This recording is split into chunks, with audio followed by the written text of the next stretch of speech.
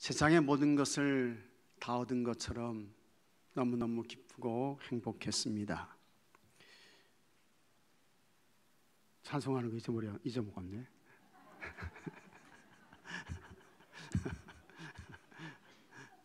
네. 오늘은 그냥 넘어가도록 할게요. 네.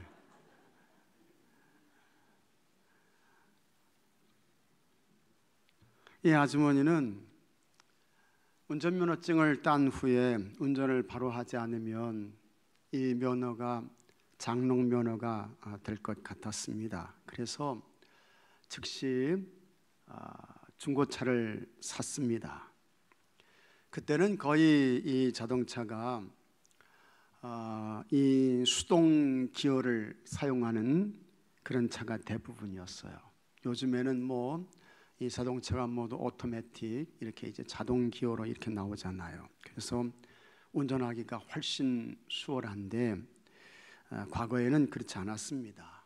그래서 이 아주머니께서 차 뒤쪽에 큼지막하게 초보 운전 이렇게 이제 써서 붙이고 운전을 시작했는데, 운전면허를 바로 따고 참 운전을 시작한다는 것이 아시겠지만 쉽지 않습니다. 어려워요. 많이 서툴고 이제 그렇습니다. 어느 날 골목을 지나가게 되었는데 앞에서 차가 옵니다. 그리고 뒤에서 자동차가 따라오는 거예요. 그러니까 이 아주머니께서 당황을 하다가 이 자동차의 시동을 꺼뜨렸습니다. 그래서 그 좁은 골목길에서 이 자동차가 서게 된 거예요. 그러면 운전을 오래 하셨던 분들이 좀 이해를 하고 기다려주고 그래야 되는데 우리 한국 사람들이 급하잖아요. 그리고 성격이 별로 그렇게 좋지를 않습니다. 그래서 뒤쪽에서 남자 운전자가 아주머니를 향해서 이렇게 소리쳤습니다. 집에 가서 솥공이나 운전하며 밥이나 해. 이렇게 이야기를 한 거예요. 이게 참 아주 못된 그런 말이죠. 요즘 같이 이런 말을 하게 되면 큰일 납니다. 고발당해요. 근데 옛날에는 이제 그렇지 않았습니다. 그러면 우리 남자들은 태어날 때부터 다 운전했습니까? 아니죠. 다 서툰 거예요. 다 이제 시간이 지나야 좀 익숙해지고 좋아지는 거 아니겠습니까? 그런데 이 사람이 이제 그냥 막 이렇게 험한 말을 한 것이죠. 이 말을 듣고 이 아주머니가 충격을 받았어요. 내가 이런 소리 들으면서 운전해야 되나? 이거 어떻게 해야지? 해가지고 깊이 고민하고 생각하다가 이럴 바에는 운전대를 잡지 말자, 운전을 아예 하지 말자 해가지고 운전을 안 하기로 결심을 하고 운전대를 이제 안 잡은 것입니다. 근데 어느 날 급한 일이 생겼습니다. 꼭 차를 운전하고 가야 할 그와 같은 일이 생긴 거예요. 그래서 이 아주머니께서 운전을 하지 말자고 이렇게 이제 마음의 결심을 했지만 어쩔 수 없이 이제 차를 끌고 다시 나가게 된 것입니다. 이때 아주머니께서 이제 차를 운전해서 나가는데 뒤쪽에 이렇게 써서 붙였어요. 지금 밥하러 가는 중. 응? 자, 지금 밥하러 간다. 그러면서 아주 그냥 담대하게 용기를 가지고 운전을 했습니다. 앞에서 누가 뭐라고 하든 뒤에서 누가 소리를 하든 그거 신경 쓰지 않고 그냥 쭉 이렇게 이제 간 것입니다. 그렇게 몇 날, 그 다음에 며칠, 몇 주, 몇 달, 1년을 이렇게 이제 운전을 하다 보니까 이 아주머니 어떻게 해요? 운전의 선수가 된 것입니다. 선수가 됐어요. 여러분, 한번 상처받았다고 해서 힘들게 딴 운전면허를 장롱면허가 되게 하면 자기만 손해입니다. 담대해야죠. 용기를 내셔야 돼요. 그리고 앞을 보고 가는 것입니다. 이것은 우리의 영적 생활도 다르지 않습니다. 나를 아는 사람이 없는 것 같습니다. 나를 도와줄 사람이 한 사람도 없는 것 같아요. 자기는 혼자인 것 같고 이 문제 어떻게 해결해야지 고민하고 갈등하고 괴로워하는 것입니다. 그러나 여러분, 그런 가운데에서도 사람은 모르고 사람은 알지 못한다 할지라도 우리 하나님은 아시고 하나님은 보시고 하나님은 도와주시는 줄로 믿으시기 바랍니다. 시편 138편 3절에 같이 한번 읽어보겠습니다. 내가 간구하는 날에 주께서 응답하시고 내 영혼에 힘을 주어 나를 강하게 하셨나이다. 아멘. 참 귀한 말씀이에요. 내가 간구하는 날에 주께서 응답하시고 같이 하겠습니다. 내 영혼에 힘을 주어. 하나님께서 어떻게 해요? 내 영혼에 힘을 주셨다는 거예요. 힘을 주신 거야. 그래서 나를 강하게 하셨나이다. 그러므로 여러분, 기도하십시오. 하나님께 간구하세요. 소리를 내서 기도하시고 간구하시고 하나님을 찾으시기 바랍니다. 하나님 도와주십니다. 하나님 은혜를 베푸세요. 하나님께서 기적으로 역사하십니다. 그러면 우리가 무슨 내용으로 어떤 순서로 기도해야 할까? 이것을 가르쳐 주신 것이 예수님의 주기도문입니다. 먼저 하나님의 이름이 거룩히 여김을 받게 되기를 기도하라고 했습니다. 하나님의 나라가 이 땅에도 이루어지기를 기도하라고 했습니다. 하늘에서 하나님의 뜻이 이루어진 것처럼 이 땅에서도 하나님의 뜻이 이루어지기를 간구하라고 했습니다. 이거는 하나님을 위한 기도예요. 그 다음에 기도와 순서와 내용이 이제 사람, 인간에게로 옮겨지게 됩니다.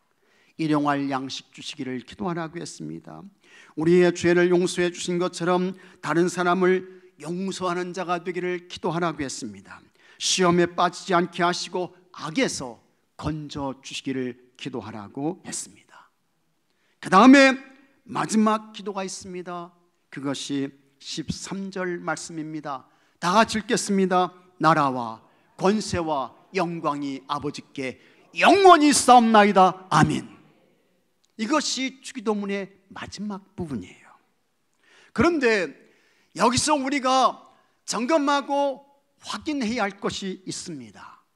왜 나라와 권세와 영광이 아버지께 영원히 싸움나이다, 이 기도가 괄호 속에 있을까 하는 거예요. 이 기도가 가로가 쳐져 있잖아요. 이게 왜 그러냐 하는 것입니다. 그리고 예수님의 주기도문이 복음서에서는 누가복음 11장에 나오는데, 그곳에는 나라와 권세와 영광이 아버지께 있사옵나 영원히 있사옵나이다. 아멘. 이 말씀이 있는가 하는 것입니다. 먼저 누가복음에 나오는 주기도문은 어떠냐? 이 누가복음에서는 이 주기도문의 마지막 부분이 이렇게 끝납니다.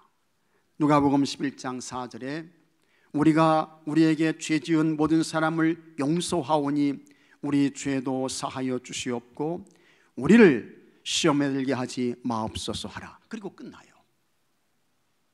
누가복음에서는 나라와 권세와 영광이 아버지께 영원히 있사옵나이다. 아멘.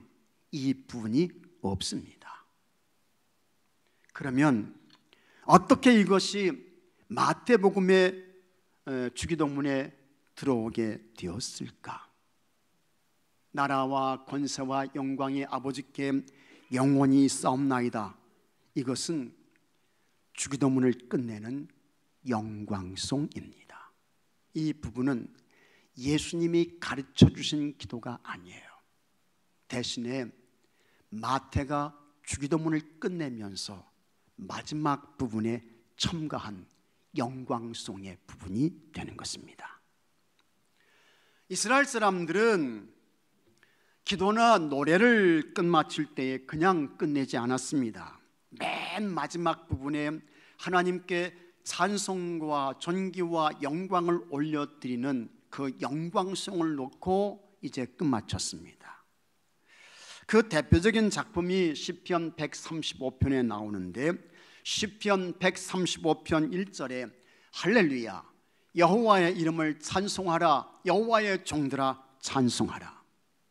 하나님을 찬송하고 경배하고 높이는 것으로 시작됩니다. 그 다음에 끝날 때에도 이제 하나님을 찬송하는 것으로 끝나는 거예요. 20절에 여호와를 경외하는 너희들아 여호와를 송축하라. 예루살렘에 계시는 여호와는 시온에서 찬송을 받으실지어다. 할렐루야. 그리고 끝납니다. 시작을 하나님을 찬송하는 것으로 시작해서 끝나는 부분도 하나님을 찬송하고 높이는 영광송으로 맞춰지게 되는 것입니다. 우리 예수님께서 추후 30년에 십자가에서 죽으셨습니다. 그 예수님께서 3일 만에 부활하셨습니다. 그리고 40일 동안 땅에 머물러 계시면서 제자들에게 하나님 나라에 관한 것을 말씀하셨습니다. 그 다음에 예수님께서 하늘로 승천하세요.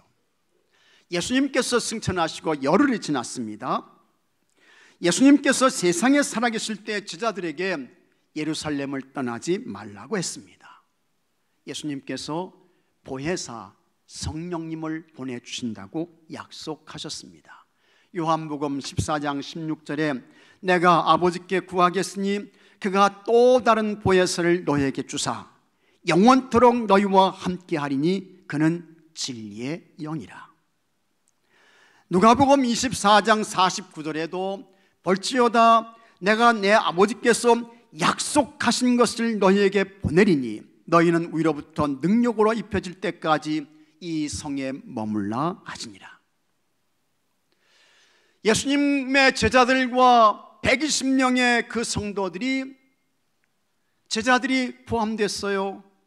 그 다음에 예수님의 보혜사 성령님을 기다리는 사람들, 그 사람들이 120명 정도가 되었는데 이 사람들이 마가의 다락방에 모여서 예수님께서 약속하신 보혜사 성령님을 기다리며 전심으로 기도하고 찬송했습니다.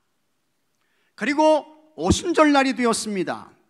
마가의 다락방에 드디어 예수님께서 보내주시기로 약속하셨던 보혜사 성령님이 임하셨습니다. 바람 같은 성령님으로 오셨습니다. 불같은 성령님으로 임재하셨습니다. 사도행전 2장 2절에 호련히 하늘로부터 급하고 강한 바람 같은 소리가 있어 그들이 앉은 온 집에 가득하며 했습니다. 그리고 3절에 마치 불의 혀처럼 갈라지는 것들이 그들에게 보여 각 사람 위에 하나씩 임하여 있더니 그들이 다 성령의 충만함을 받고 했습니다. 예수님께서 보내주시기로 약속하셨던 보혜사 성령님께서 임재하신 거예요. 오순절 성령 강림을 통해 시작된 하나님의 거룩한 공동체가 있습니다. 교회인 것입니다. 예루살렘 초대교회가 시작되었습니다. 여러분, 교회는 세상의 세속적 공동체와는 근본이 다릅니다. 본질이 틀려요. 그러면 교회는 뭐 하는 것일까? 교회는 어떤 사명이 있습니까? 교회의 사명 가운데 첫 번째가 살아계신 하나님께 예배를 올려드리는 것임을 믿으시기 바랍니다. 교회의 첫 번째 사명은 예배예요. 하나님께 예배를 드리는 것입니다. 온 정성과 마음과 힘과 뜻을 다해서 살아계신 하나님을 예배하는 것입니다. 그 하나님을 높이는 거예요. 그 하나님을 경배하는 것입니다. 하나님께 예배드리지 않는 교회 아닌 것입니다. 하나님께 예배드리지 않는 성도 아닌 것입니다. 그런데 하나님께 예배를 올려드리는데 아무런 순서 없이 절차 없이 그냥 막 진행하는 거 아니죠. 우리가 하나님께 예배를 올려드릴 때에도 순서가 있어요. 절차가 있어요.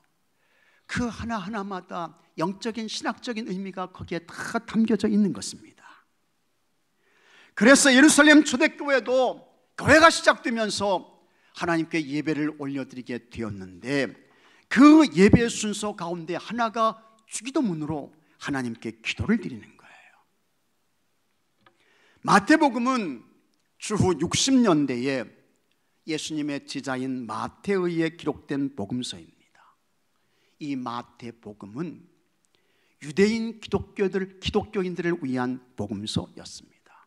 유대인 가운데에 이제 예수님을 믿고 예수님을 그리스도 주님으로 고백하고 교회 공동체 안에 들어온 사람들, 이 사람들을 위한 복음서가 이 마태복음이었습니다.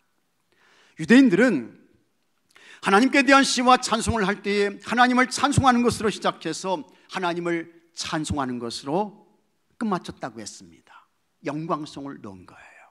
그래서 마태도 예배 때에 주기도문으로 기도를 드리고 마칠 때 마지막 부분에 하나님께 찬송과 영광을 올려드리는 이 영광송을 첨가했던 것입니다. 그것이 나라와 권세와 영광이 아버지께 영원히 싸움나이다 아멘이었던 것입니다. 마태의 의도는 하나님의 이름이 거룩히 여김을 받는 것으로 시작해서 하나님께 모든 나라와 권세와 영광이 올려지기를 바랐던 것입니다. 여러분, 건물 지을 때에 아무 생각 없이 짓지 않습니다. 반드시 건물을 짓기 전에 먼저 그 건물에 대한 설계를 해요. 그 다음에 그 설계도 도면에 따라서 건물을 짓게 되는 것입니다. 제품을 만드는 것도 어떤 계획 없이 하지 않습니다. 먼저 그 제품에 대한 설계를 하죠. 그 다음에 그 제품을 만들고 찍어내는 거예요. 어떤 사업을 시작할 때에도 준비 없이 하면 그 사람은 100% 실패입니다. 소비자들이 뭘 좋아하는지, 어떤 취향인지 그걸 먼저 파악해야 돼요. 시장 조사를 해야 하는 거예요. 그 다음에 누구를 대상으로 할 것인지 이것도 정해야 합니다. 그 다음에 가격은 높게 책정할 건지 중간으로 할 건지 아니면 저렴하게 할 것인지 이걸 다 정해가지고 사업을 시작하고 제품을 만들어내는 것입니다. 우리 하나님께서 세상의 모든 것을 창조하셨습니다. 그리고 마지막 6째 날 하나님께서 사람을 만드셨습니다. 하나님은 전능하십니다. 하나님은 전지하세요. 하나님은 어디 하나 계십니다. 그런 하나님께서 많이 생각하고 준비해서 우리 사람 만들어 놓으신 줄로 믿으시기 바랍니다. 하나님께서 그렇게 사람 만드신 거예요. 그래서 다윗은 인간의 창조에 대하여 이렇게 말했습니다. 시편 139편 14절에 내가 주께 감사하오면 나를 지으심이 같이 하겠습니다. 심히 기묘하심이라. 사람 만들어 놓으신 것이 어떻게 해요? 심히 기묘하다, 아주 기가 막히다, 놀랍다, 그런 이야기인 것입니다. 주께서 하시는 일이 기함을 내 영혼이 잘 아나이다. 이렇게 창조된 인간은 마땅히 어떻게 살아야 할까? 하나님 영광을 위해 살아야 합니다. 하나님께 대한 끊임없는 찬양으로 살아야 하는 것입니다. 하나님께 대한 한결같은 감사로만 살아야 돼요. 그래서 마태는 주기도문을 마치면서 나라와 권세와 영광이 아버지께 영원히 싸움나이다 아멘을 놓고 이 주기도문을 마쳤던 것입니다. 여기서 나라는 하나님의 통치권, 하나님의 주권, 하나님의 지배권으로 다스려지는 하나님 나라를 뜻합니다. 여러분과 여러분 자신 속에 하나님의 통치권이 실현돼서 그 나라가 하나님께 온전히 올려지게 되기를 바랍니다. 여러분 자신부터요. 내 속에 하나님의 통치권이 실현되는 거야. 하나님의 주권이 완성되는 거야. 그래서 내가 하나님 나라로 하나님께 올려지는 것입니다. 또 여러분의 가정과 일터 그리고 온 세계에도 하나님의 주권, 하나님의 지배권이 실현돼서 어서 속히 온 세상 열방이 하나님께 올려지게 되기를 기도하고 간구하시기 바랍니다. 그리고 이와 같은 하나님의 나라가 영원하기를 여러분 기도하십시오. 세상 나라는 멸망해요. 세상에 속한 나라는 없어져요. 그러나 하나님 나라는 영원한 것입니다. 이 영원한 하나님 나라를 위해 사십시오. 이 하나님 나라의 성취를 위해 수고하고 애쓰시기 바랍니다. 그래서 영원한 하나님 나라와 함께 여러분들도 영원히 남는 자들이 되시기를 축복합니다. 권세도 하나님께 속한 것입니다. 그 하나님께 속한 권세 영원합니다. 능력은 한이 없어요. 그런데 이와 같은 권세를 예수님께서 제자들에게 주셨어요. 그리고 여기 계신 여러분들에게도 그 예수님의 권세, 큰 능력 주신 줄로 믿으시기 바랍니다.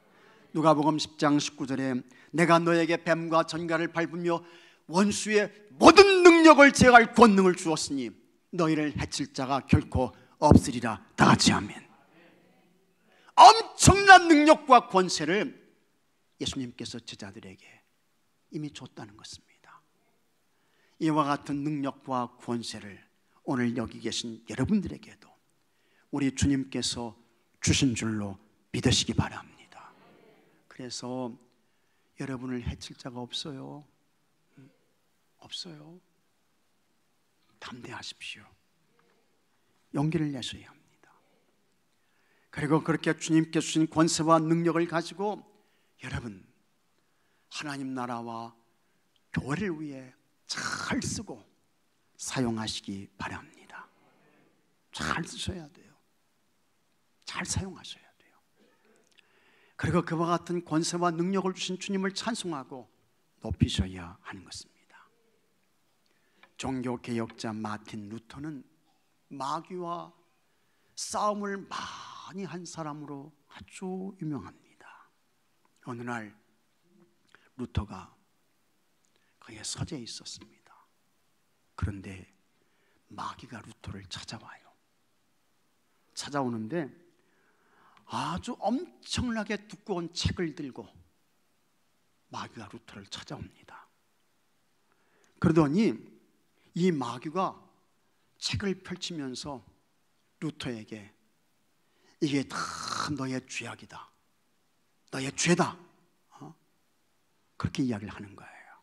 그러면서 너 같은 놈이 감히 무슨 종교개혁을 해?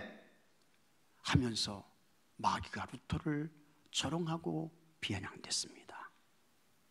그때 루터가 주님의 권세 받았잖아요. 예수님의 권세 가졌잖아요. 그래서 이 루터가 마귀에게 말합니다. 이게 다냐? 이게 전부야?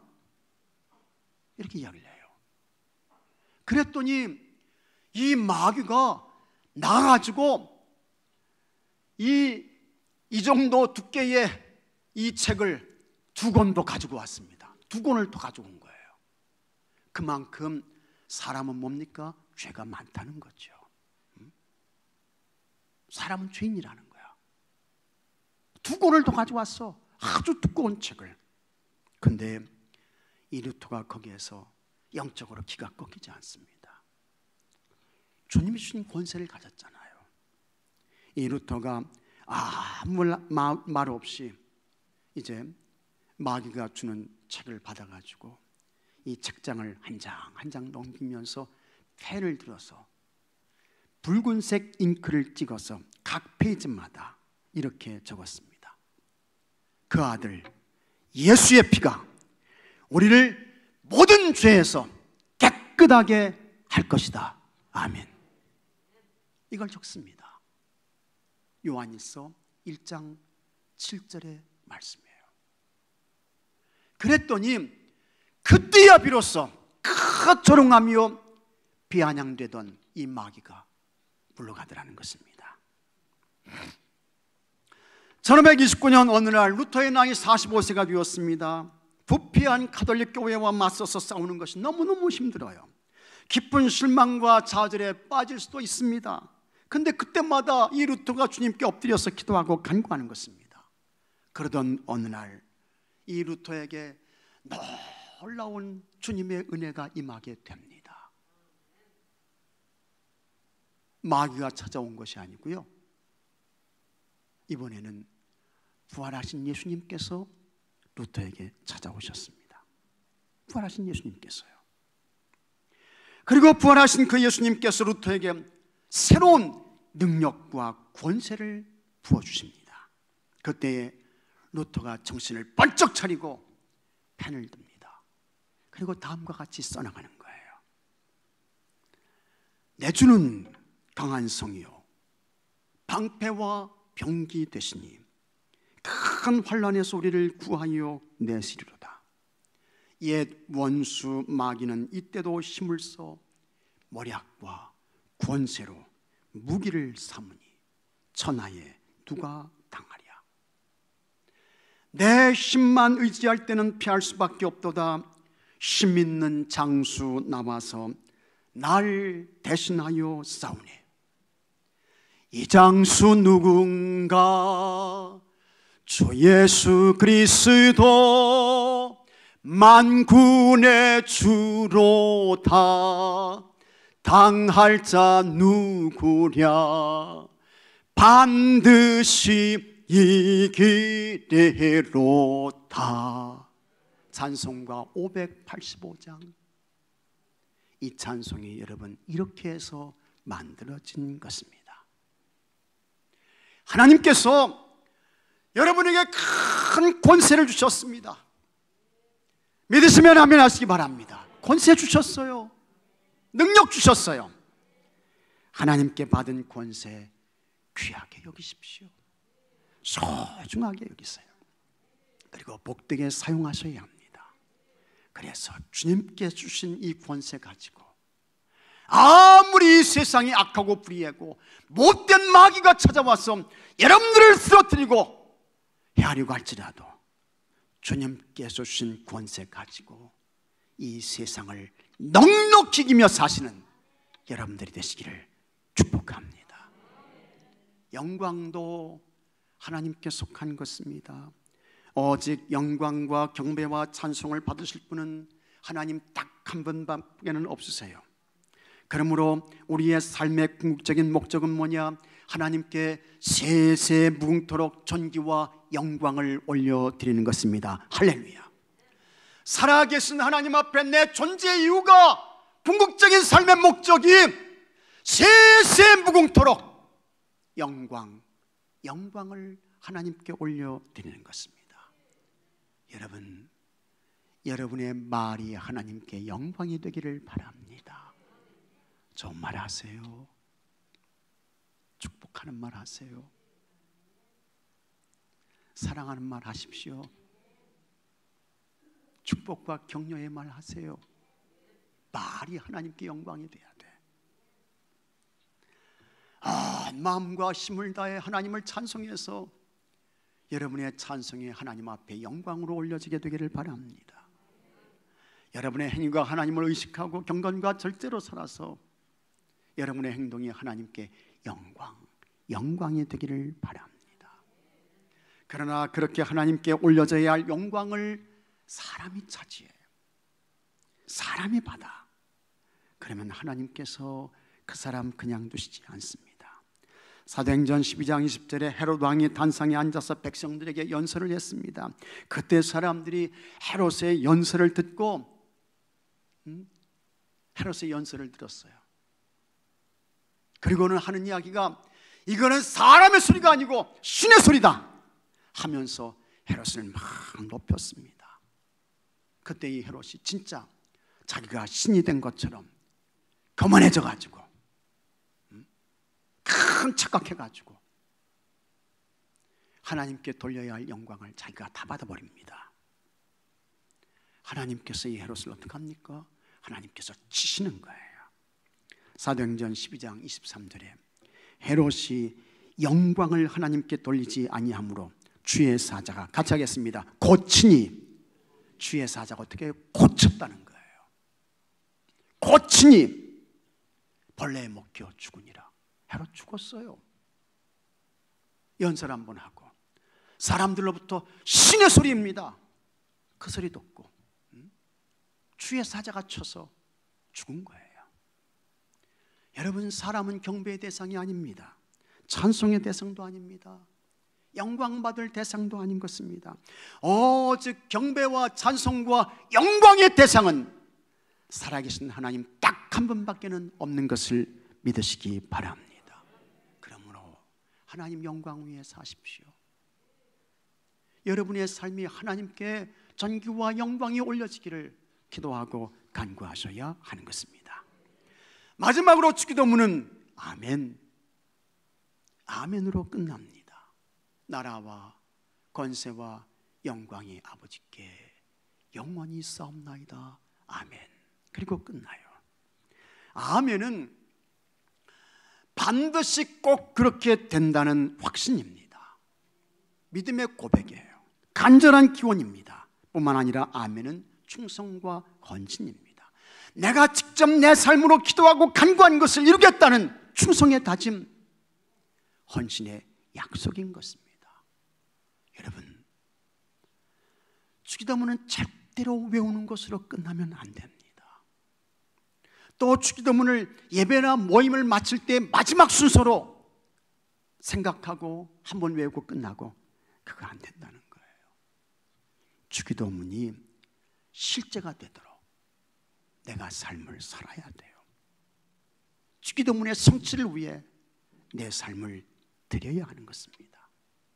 그래서 마태는 주기도문을 마치면서 아멘, 이 아멘을 넣었던 것입니다.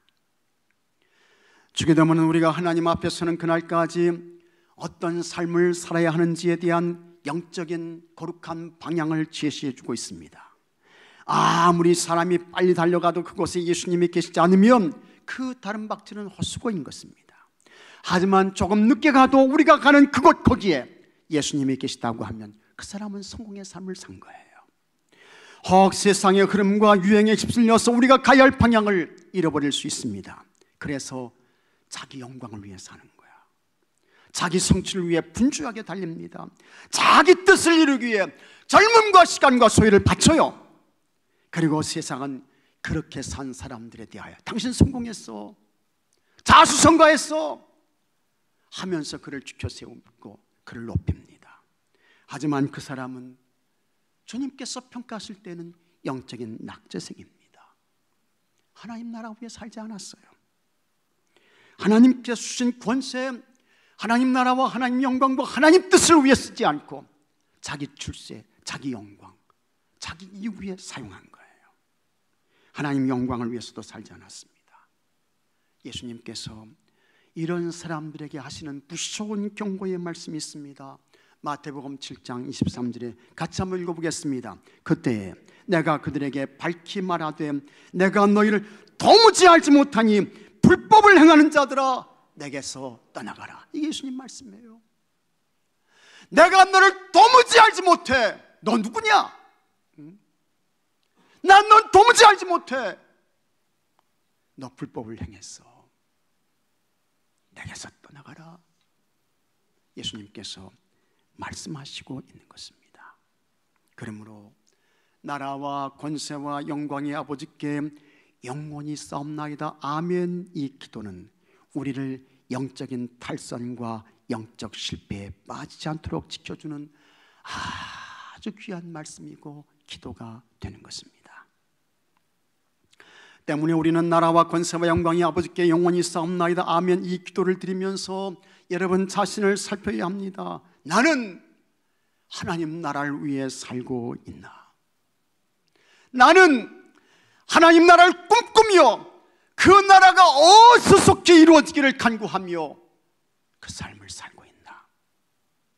하나님께서 나에게 엄청난 큰 권세를 주셨는데 이 권세 제대로 쓰고 있나? 혹은 두려움과 염려와 근심과 걱정에 영적인 무기력한 자로 살고 있지는 않은지, 이 권세를 내 영광과 내 이익을 위해 쓰고 있지 않은지 점검해야 돼요. 확인하셔야 하는 것입니다. 또 내 인생의 방향은 오직 하나님 영광을 위한 바른 길을 가고 있나? 주기도문의 맨 마지막 끝부분의 기도를 드리면서 세밀하게 자신을 살피고 점검하는 것입니다. 이렇게 볼 때 예수님께서 가르치신 주기도문, 그리고 나라와 권세와 영광이 아버지께 영원히 싸움나이다. 아멘의 기도는 하나님께서 우리에게 주신 정말 최고의 은혜인 것입니다. 진짜 귀한 선물이에요. 은혜 중에 은혜이고 하나님께서 우리가 허락하신 큰 축복인 것입니다. 우리 하나님께서 최초의 인간 아담을 만드셨습니다. 하나님께서 아담을 창조하셨을 때에 그 아담의 모습이 어떠했을까 궁금하죠? 궁금해요. 제가 그 아담의 모습을 가르쳐 드리겠습니다. 아담은 말 그대로 같이 하겠습니다. 아담했다.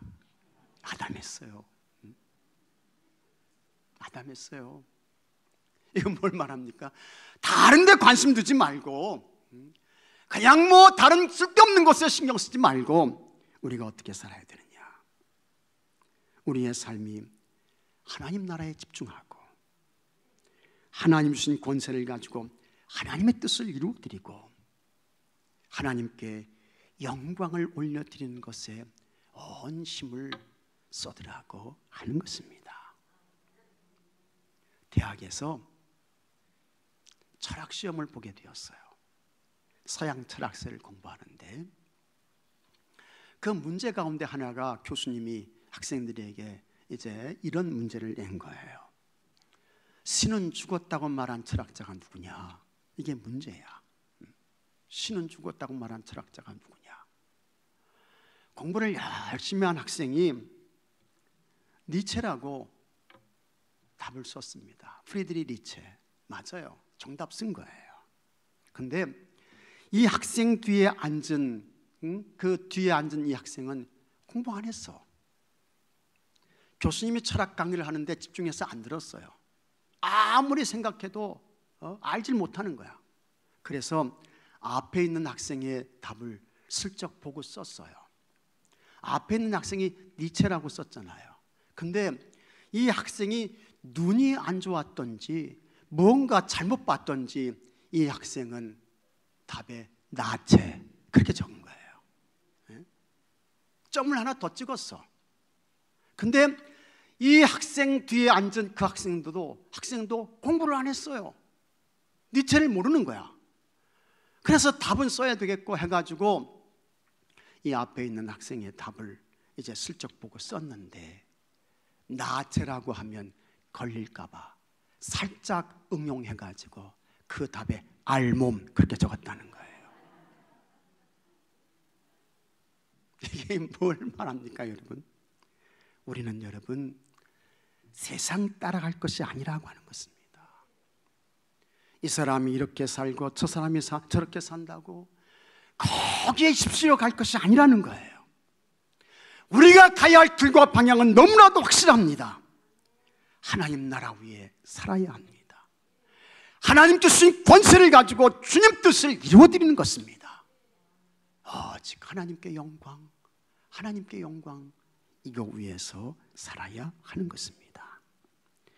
여러분이 모두 주님께서 가르쳐 주신 기도 그대로 여러분 하나님의 나라와 하나님께서 주신 권세를 가지고 주의 뜻을 이루어드리고 하나님 영광 올려드리고 이거 위에 살아서 여러분들이 다 하나님의 기쁨이 되시고 하나님 마음에 합한 자들이 되시고 하나님께서 주시는 은혜와 복을 받고 누리며 사는 여러분 모두가 되시기를 주의 이름으로 축복합니다. 다 같이 기도합시다. 하나님 아버지 감사합니다. 나라와 권세와 영광이 아버지께 영원히 싸움나이다. 아멘. 우리가 이 세상의 삶을 어떻게 살아야 할지 우리에게 너무 귀하고 소중하게 가르쳐주는 아버지 하나님 주기도문이 되는 줄로 믿습니다. 하나님 나라 위에 살게 하여 주옵소서. 하나님께서 주신 권세 가지고 주의 뜻을 이루어드리는데 쓰게 하여 주옵소서. 나의 모든 삶이 하나님께만 영광이 되게 해 주시옵소서. 그래서 하나님의 기쁨이 되고 하나님이 행복하시고 하나님이 좋아하시는 우리 교회와 모든 성도들이 되게 하여 주시옵소서. 우리 주 예수 그리스도 이름으로 기도하옵나이다. 아멘. 이 시간 치유와 회복의